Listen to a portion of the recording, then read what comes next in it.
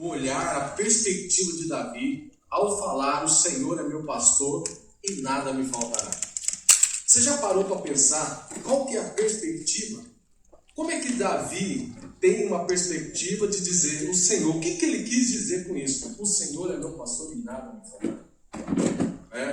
Então a gente tem uma visão de que Davi fala sobre o cuidado de Deus e que de nada a gente vai ter falta. Parece que Davi está com um pensamento positivo, Davi tem um olhar, positivo para a vida, e ele faz uma analogia por ser um pastor de ovelha, e aí ele faz uma analogia com o próprio Deus sendo um pastor que cuida das ovelhas, e da mesma forma que ele, que cuida das ovelhas, o Senhor vai suprir a vida dele, vai suprir a vida de todos aqueles que têm o Senhor como seu pastor. Davi, ele tinha razão. Essa é uma perspectiva de Davi. Você olhar para o texto e ter essa perspectiva, essa visão do texto, isso é joia. É muito bom. Mas uma primeira coisa que a gente precisa entender no texto, é necessário a gente definir o significado de o Senhor é meu pastor. O que significa Senhor? Primeiro, quem é o Senhor? É uma das coisas que para Davi estava bem definido.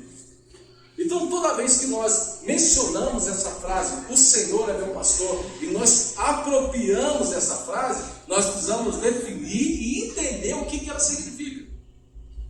Tem que estar claro para o nosso entendimento, para o nosso coração, para a nossa mente, o que significa isso. Tem uma coisa interessante que é você orar com a palavra.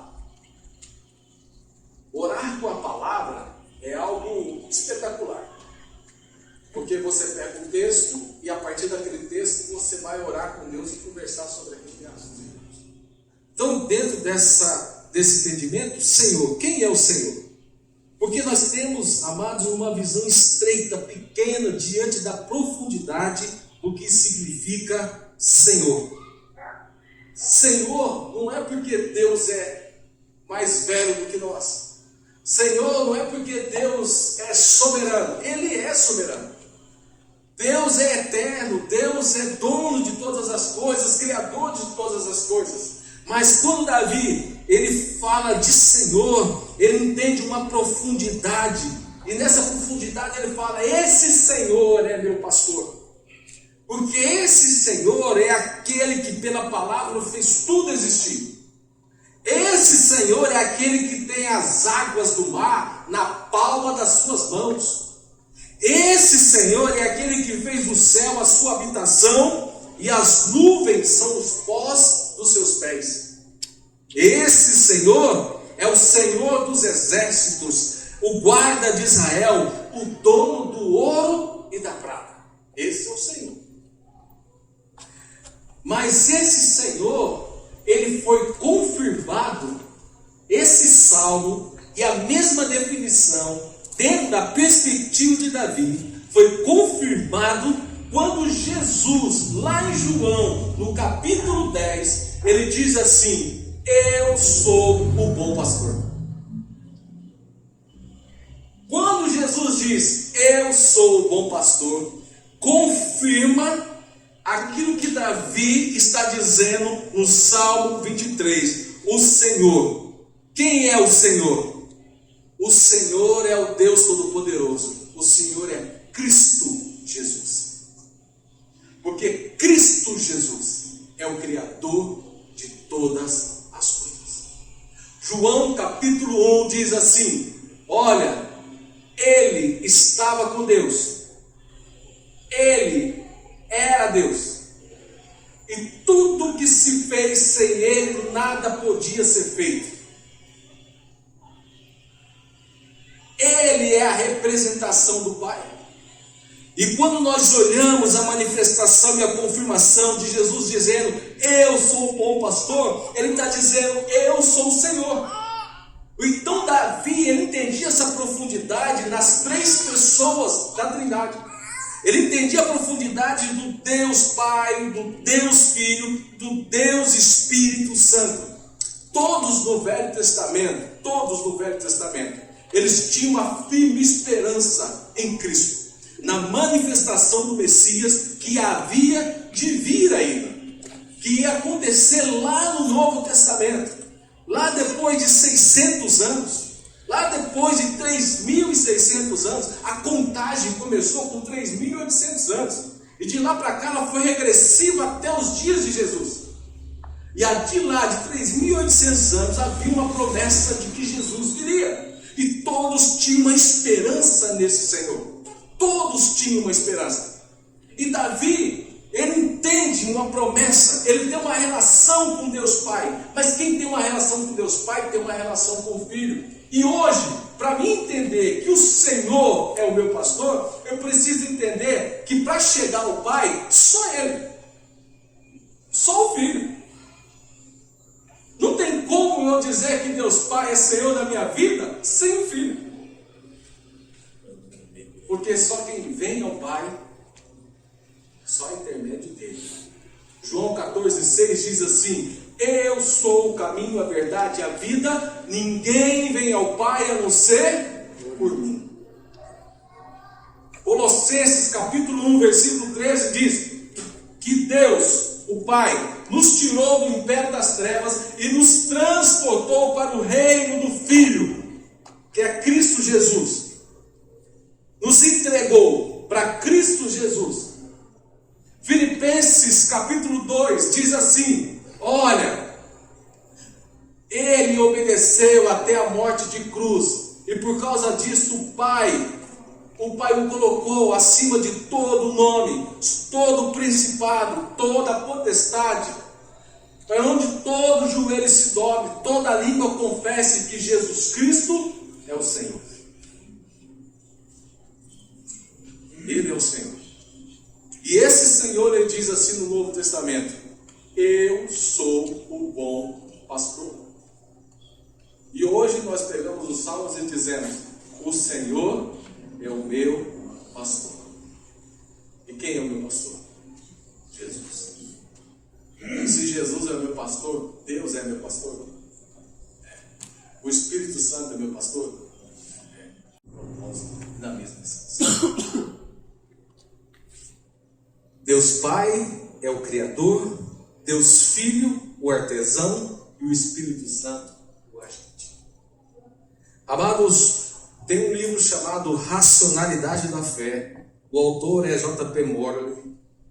Esse livro relata de uma análise científica que diz que, através de um argumento cosmológico, que um ser finito não pode criar outro ser finito. O finito só pode ser criado a partir de um infinito. Isso foi um pensamento científico em 2019, numa conferência na Alemanha, a respeito da criação ou da evolução. E aí chegaram a uma conclusão, boa parte dos cientistas, que não tem como tudo isso que nós vemos, tudo isso que nós contemplamos, a beleza que nós admiramos, ter sido construída, criada a partir do finito. Finito é aquilo que tem fim. Mas para o finito ser criado, precisa partir do infinito. E só tem um agente para ser infinito. Esse infinito é um agente criador. Só tem uma explicação: existe um Deus. Existe um Deus. Então, até a ciência passa agora a reconhecer, boa parte dela, não toda, mas boa parte dela passa a reconhecer um Criador. Que é aquilo que as Escrituras falam, que Deus criou todas as coisas. E Deus criou você também. Deus criou a mim também. E esse Deus, Ele é o nosso bom pastor. Amados, Davi escreve esses salmos não como um pastor de ovelha. Davi, na perspectiva de Davi, ele não escreve o salmo na figura dele como pastor. Por mais que ele fosse um bom pastor, por mais que ele exercesse bem a função de pastor de ovelha. Mas a perspectiva de Davi não é olhar para o Senhor e a fazer analogia dele como pastor. A figura, a perspectiva de Davi é ele como ovelha. É a ovelha olhando para o bom pastor.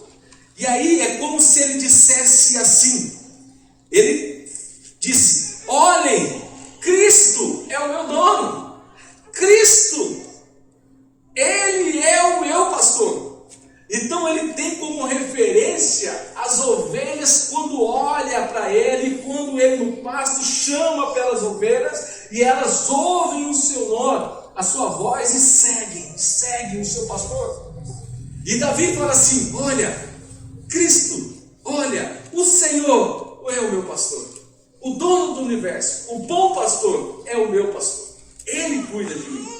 Essa perspectiva de Davi, não como uma analogia de vendo Deus fazer a mesma coisa que ele faz, mas ele olha na perspectiva daquele que depende de Deus, daquele que tem necessidade de Deus, daquele que olha para a vida como ovelha e entende que o pastor é aquele que define o pasto, é aquele que prepara a água, é aquele que prepara todas as coisas para ela, que vai suprir ela como ovelha. Essa é a perspectiva de Davi. Então toda vez que nós falamos o Senhor é meu pastor, a perspectiva do nosso olhar tem que ser como ovelha, como aquele que supre todas as nossas necessidades, como aquele que garante a minha existência, como aquele que é o meu dono. A profundidade da palavra Senhor, às vezes a gente não tem noção, porque a gente fala Senhor como alguém que é um poderoso, mas esse poderoso é o nosso dono. Ele tem domínio sobre nós. Ele pagou por você e por mim. Ele teve um preço que foi pago. E é uma das coisas que a gente passa a esquecer e não entender. Porque a gente acha que a gente tem uma liberdade. E a gente não tem essa liberdade. O pecado nos fez escravos. Nós tínhamos liberdade antes do pecado. Mas uma vez a humanidade dominada pelo pecado, ela se tornou escrava do pecado. Mas quem nos livrou do pecado, na lei da escravatura, para você tirar o escravo da mão de outro senhor, eu preciso pagar por isso. E para mim poder ter liberdade, eu não teria condição de pagar esse preço, porque esse preço é caro demais para ter liberdade.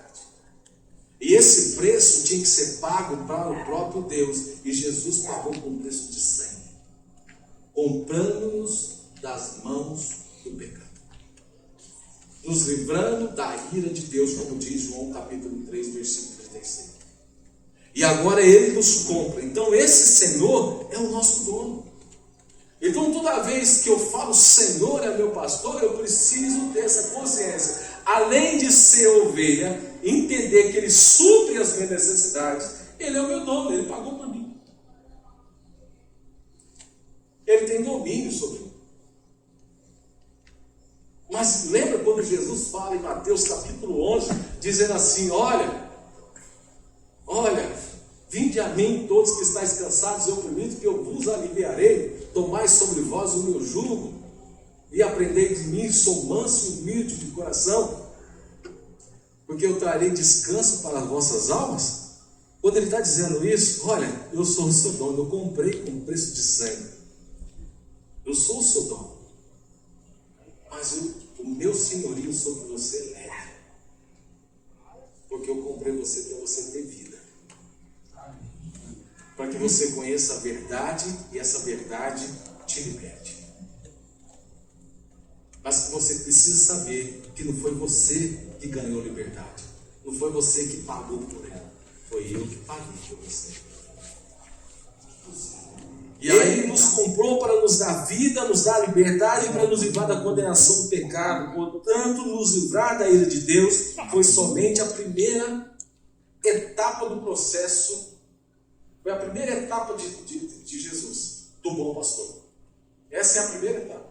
A segunda etapa é, depois que a ovelha está compra, é como vai. Não sei se alguém já criou ovelha. Eu já vi o Moacir falar que criou ovelha, né? Você vai lá, você compra a ovelha lá, vamos supor, você compra a ovelha do Silvano.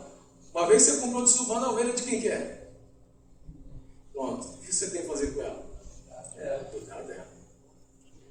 Uma vez que a ovelha é compra, o pastor tem que cuidar dela. Aí que nós estamos bem na vida. Porque Cristo foi lá e pagou um preço por nós. E agora esse pastor vai cuidar da gente. Amém. A Bíblia diz assim: não andeis ansiosos por coisa alguma. Não andeis ansiosos por coisa alguma, aqui é a vez de vestir, aqui é a vez de comer. Buscai primeiro o reino de Deus e a sua justiça, e as demais coisas lhes serão acrescentadas. Mas aí depois ele diz assim: lançai sobre ele toda a vossa ansiedade, porque ele já tem cuidado de nós. Então ele não vai, ele já tem. Então toda vez que eu falo o Senhor é meu pastor, eu preciso entender: esse meu dono, ele me comprou e agora ele cuida de mim e ele já tem cuidado de mim. Amados, isso é muito sério, porque nos nossos dias a tendência nossa é esquecer dessas coisas. Porque quando as aflições batem na nossa porta, a nossa tendência é esquecer do senhorio de Cristo sobre a nossa vida. É esquecer que nós estamos debaixo do domínio dele e também do cuidado dele. Então, quando Davi fala: o Senhor é meu pastor, Davi era um homem que sofria perseguições. Davi foi um homem que passou por diversas dificuldades de comida, financeira, muitas dificuldades. É um homem que fugiu, que viveu em caverna, um homem que viveu atrocidades da vida. Mas é um homem que entendia que o Senhor era seu pastor, que diante das dificuldades que ele passou, o pastor já tinha cuidado dele. Já estava cuidando dele. Então, amados, quando eu digo o Senhor é meu pastor, irmão, não adianta. Não interessa o que nós estamos vivendo ou passando, se temos ou não temos. O que interessa é que o Senhor já tem cuidado de nós. E a tendência, quando o cinto aperta, é que a gente esquece que o Senhor está cuidando de nós. E a nossa tendência é querer cuidar. A nossa tendência é tomar a rédea. A nossa tendência é poder ser dono do nosso nariz. A nossa tendência é dizer: ninguém manda em mim. Eu decido a minha vida e vou para frente. E a gente esquece do Senhor, não fala nada com Ele, nem ora, nem pede permissão para Ele, porque a gente não tem noção, a gente não tem percepção da existência dEle e da proximidade dEle perto de nós. O Senhor está perto de você, amado. O Senhor está perto de nós. O Senhor, Ele não está longe de você. Então considera o Senhor nos seus caminhos, considere o Senhor perto de você, como alguém muito perto, como a sua esposa, como o seu marido, como alguém que você apalpa, como alguém que você abraça, como o seu filho. Considere o Senhor como essa pessoa perto de você. Mas quando você passar por aflição, por dificuldade, por tristeza na alma, abatido na alma, lembre-se, o Senhor está perto de você. E o poder de Deus não é para tirar você daquele lugar, mas o poder de Deus é para atravessar aquele lugar com você. Ele vai atravessar junto com você. Ele vai abraçar, vai pegar na sua mão e vai atravessar junto com você. Porque Deus não está forjando menino. Deus não está forjando fracassado. Deus não está forjando perdedor. Deus não está forjando covarde.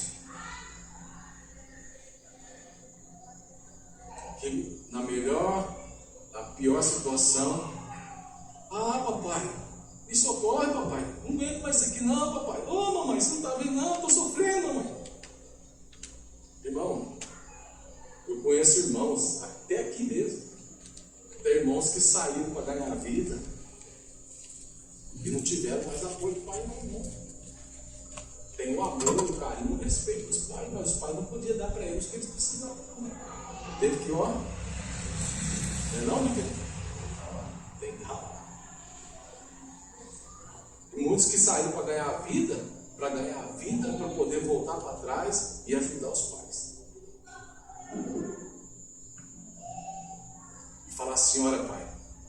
Senhor me ajudou até aqui, agora eu vou te ajudar, porque eu ganhei.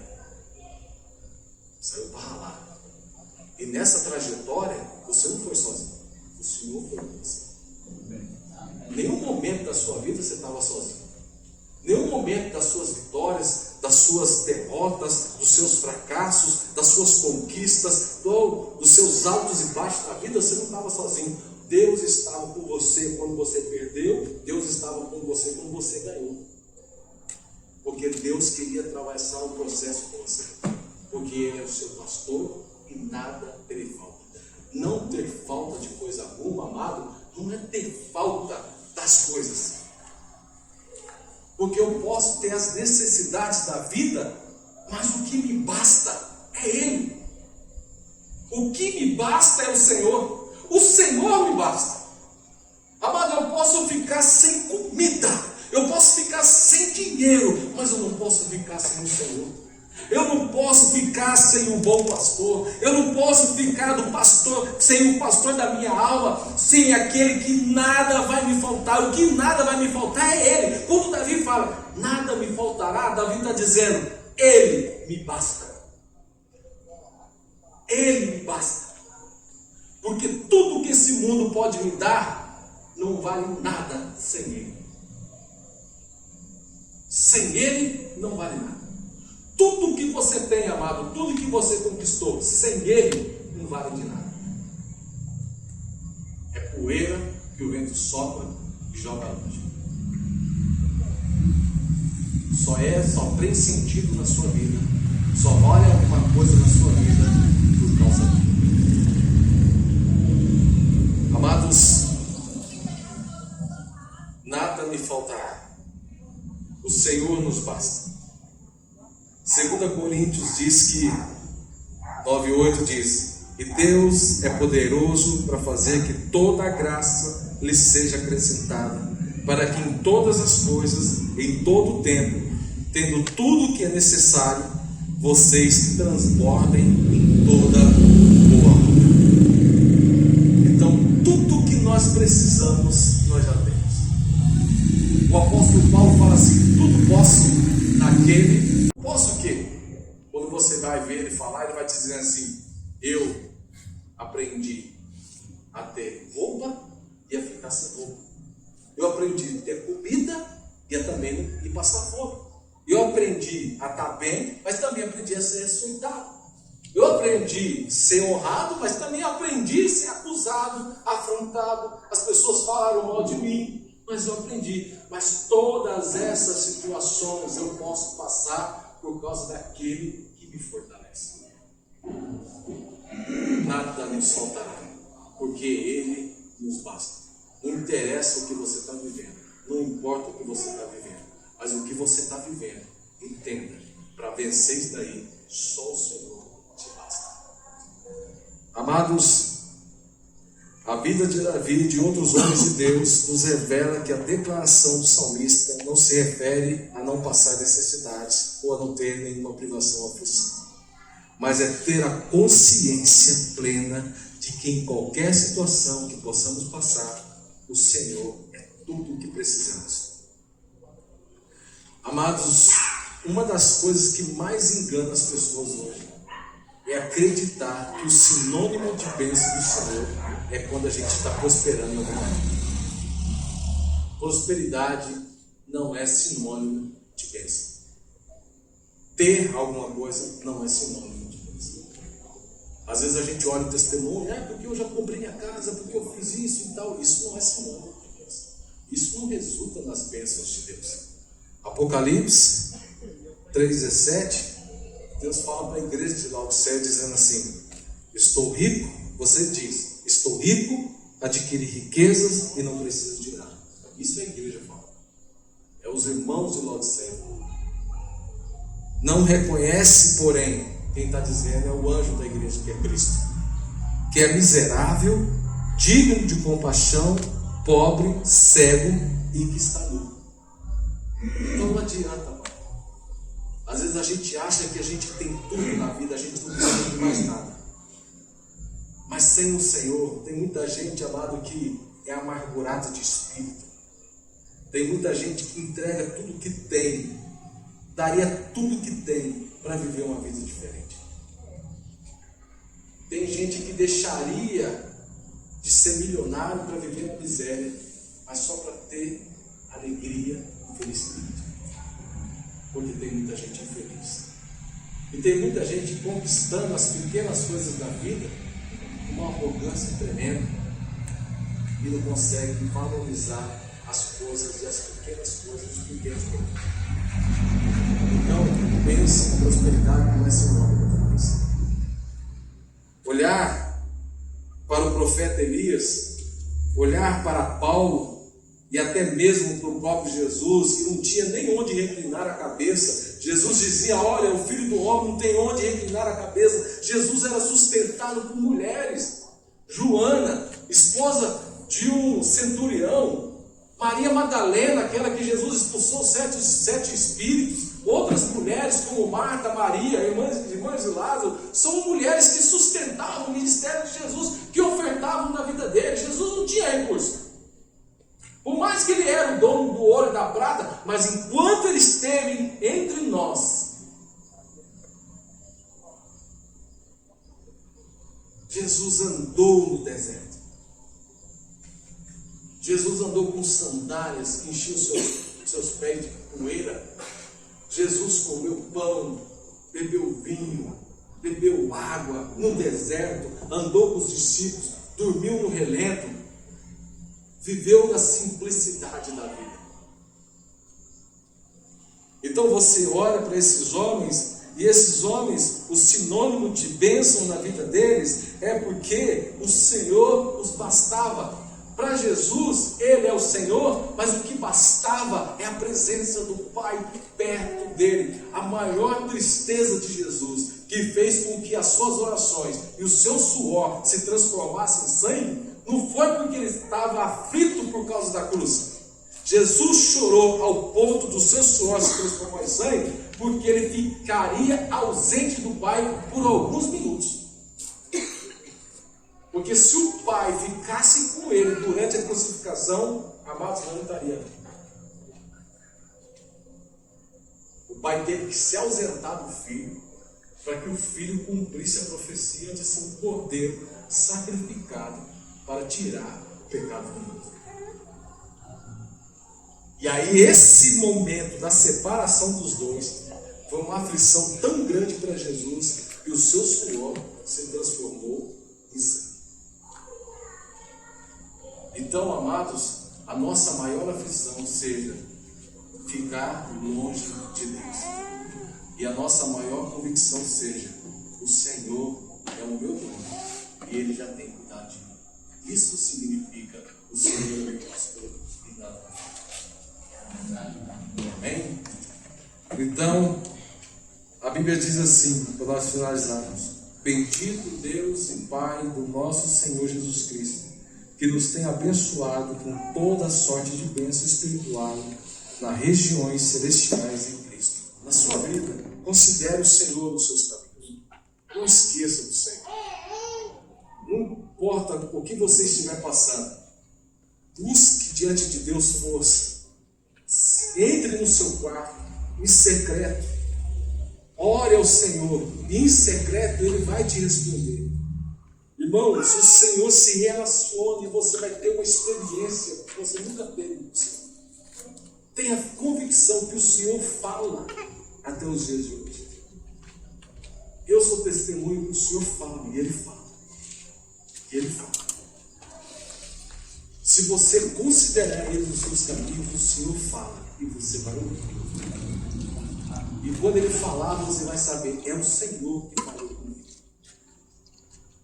E Ele vai dizer, às vezes, aquilo que está pegando na sua vida, aquilo que está amargando o seu coração, que você está buscando a direção, aquilo que está tirando o seu norte, e você vai dizer: Senhor, eu não tenho mais para onde ir, o que fazer, mas eu recorro ao Senhor, que é dono da minha vida, e eu sei que o Senhor já tem cuidado de mim. Então me dá uma resposta, me dá uma direção. Eu tenho uma firme convicção que o Senhor te dará uma direção. Amém? Porque porque o Senhor não te deixa desamparado. Bem, vamos ficar em pé, vamos orar. No nome de Jesus. Senhor Deus, eis aqui o teu povo, ó Deus, eis aqui a tua igreja, Senhor. Deus, eis aqui as ovelhas que são o rebanho do seu pastoreio. Ó Deus, nós somos as tuas ovelhas. O Senhor é o bom pastor. Ó Deus, o Senhor é aquele que nos pastoreia, aquele que garante, ó Deus Altíssimo, aquilo que nós precisamos. O Senhor tem cuidado de nós. E nós sabemos que os intempéries da vida, ó Deus, vêm para nos abalar e para nos desestruturar.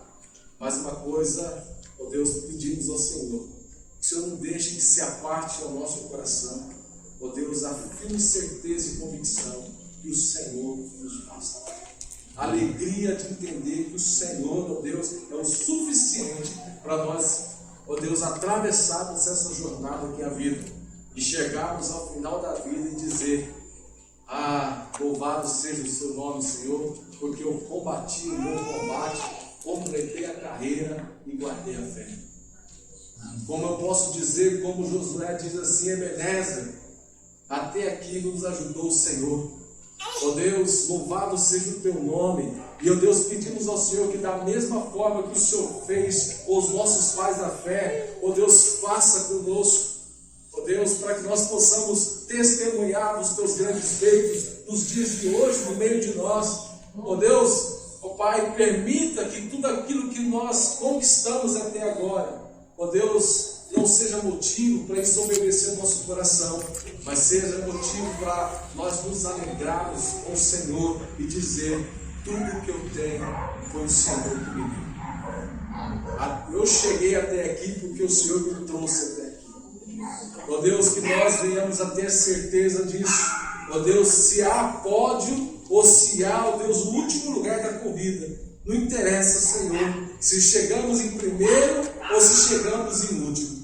Ó Deus, mas não importa, nessa corrida nós entendemos que o Senhor está conosco, seja para ser o da frente ou seja para ser o da retaguarda, mas o Senhor é conosco e é o Senhor que nos dá vida, porque a nossa maior vitória não é a medalha que ganhamos, a nossa maior vitória é o Senhor conosco. O Senhor é a nossa bandeira, o Senhor é a nossa força, o Senhor é o nosso refúgio, o Senhor é o nosso bem presente, aquele que é o nosso socorro no tempo da angústia. No nome santo de Jesus, peço ao Senhor que o Senhor abençoe o teu povo e que os dê uma semana de paz e de bênção no nome santo de Jesus. Amém.